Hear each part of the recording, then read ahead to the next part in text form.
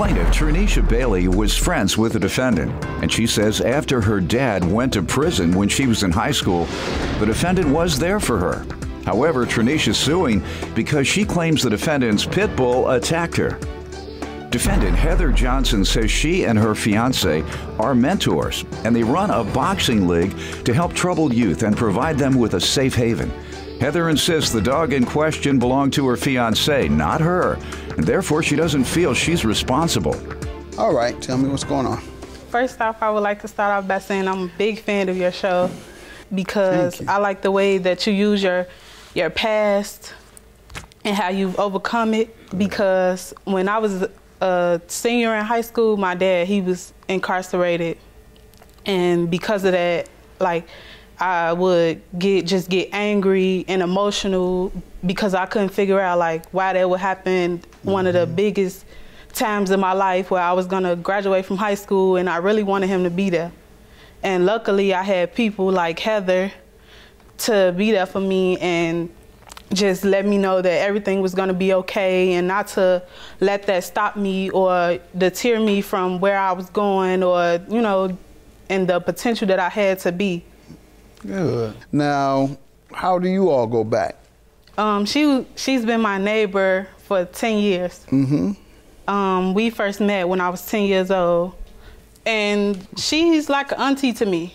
Like, whenever I wouldn't call my mom because I knew I was gonna get in trouble, I would always call her because I knew she would be there. She would understand. All right. You tell me about your association with the young lady. First off, Judge, I would like to just say that you are inspiration to me as well. And we use you as an example in our daily, because I'm also a mentor. My fiance has a boxing league, North Lawndale Boxing League, where we help children with discipline problems in the school, and they have little things that's going on throughout their life. And it's not just a boxing league, but it's like a boot camp also. Okay. So, you know, keep giving a safe haven, and just we use you as turning your life around and overcoming your obstacles to, you know, to do better, turn your negative into something positive. You know, I hear this so much from people, and it gives a certain amount of fulfillment, and I think I'm doing the right thing, but that's a lot of pressure too. Oh, yes, it is. I can't do no wrong. Right. And what if I get in trouble?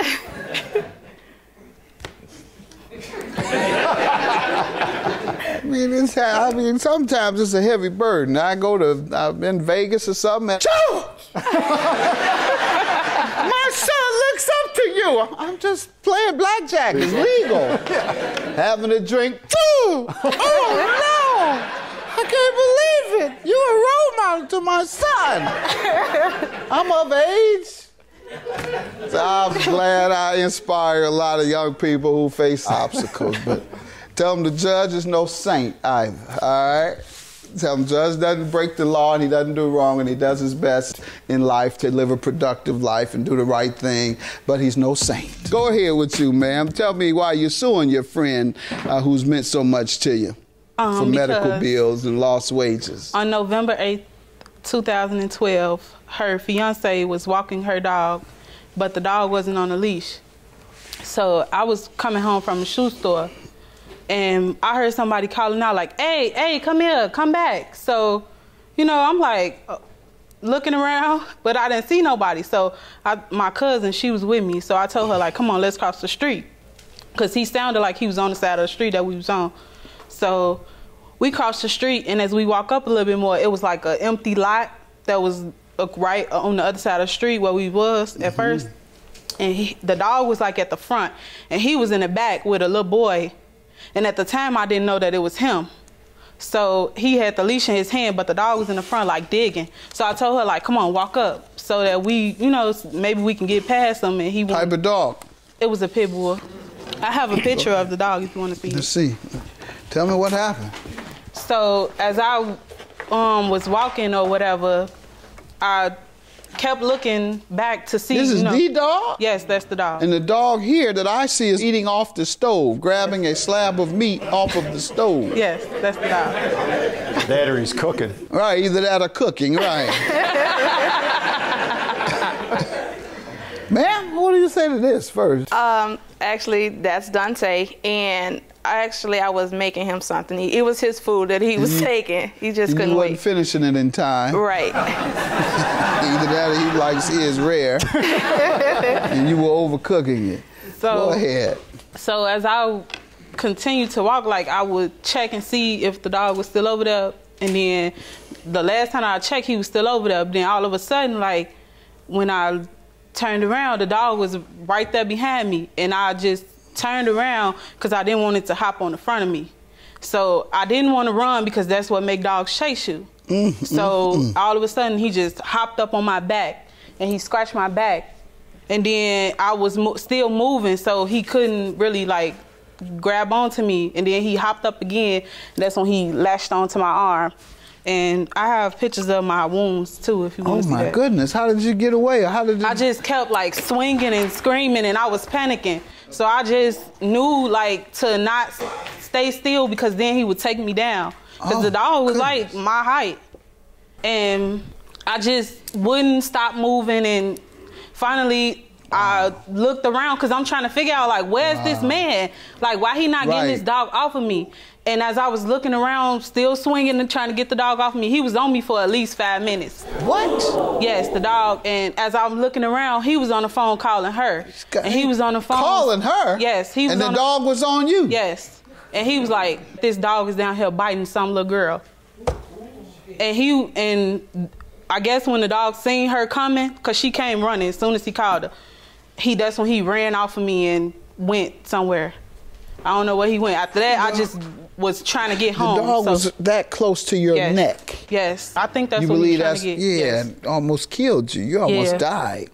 At that moment, I felt like the pre-Thanksgiving dinner. I really did. Because, you know, Thanksgiving was a couple of weeks away. I could laugh about it now, but at the time, it was just like, I couldn't. Traumatized. Not only that, yeah, you should have feared for your life. I did. Ma'am?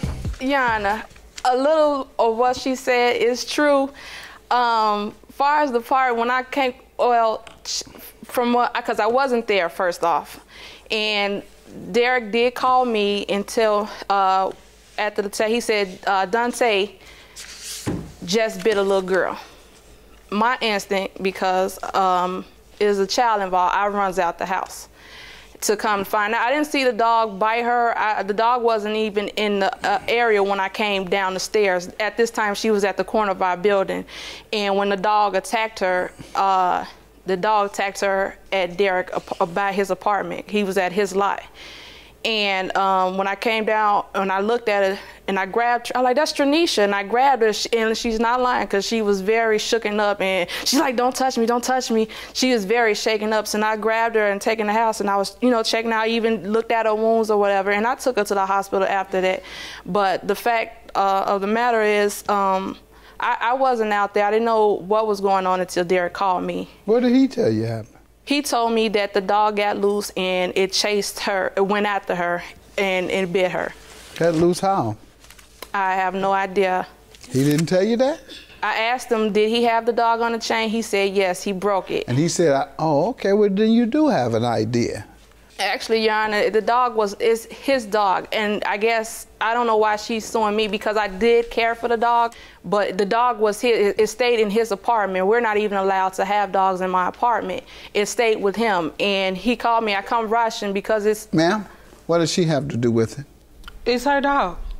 And then when we was on the way to the hospital, she said, I really feel bad about what happened to you, and I really don't want to have to put the dog down. So if whatever happens to you, I will pay for it. Where was the dog coming from last? Which household, ma'am? Derek's house. It was outside his apartment where she got attacked. Is that correct? The dog was in the lot. I don't know where. From my knowledge, he lives with her and Derek lives together. Do you? No, sir. How far do you all stay apart? A half a block. I stay on... A half a block apart? Yes.